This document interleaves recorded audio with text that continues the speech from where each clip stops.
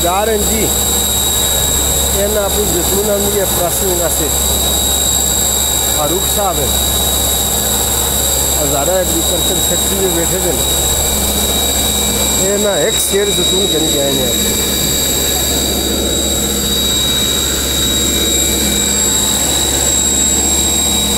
ये जी तुसा दरख्त कितना लाया साहब, दसो दसो है नी टाके की ये दरख्त बन लाए। अच्छा जब माशाल्लाह जी बड़ी प्रोडक्शन है। एक शेर जैतून ना आंदी है सा, अगले साल ज़्यादा प्रोग्राम है। फिलहाल शेर आनी है सकते हैं।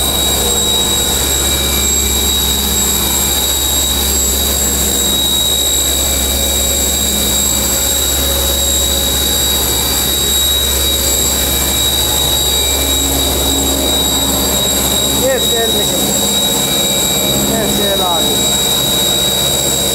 तेल निकल रहे हैं।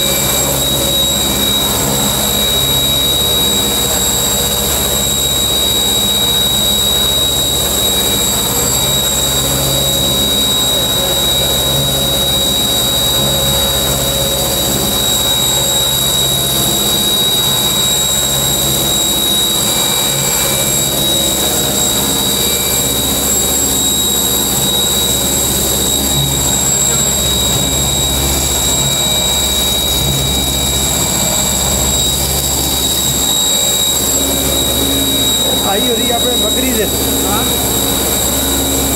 बकरी दे भाई ने अपने इन्हें माशाल्लाह 70 किलो जैतून आती है। 70 किलो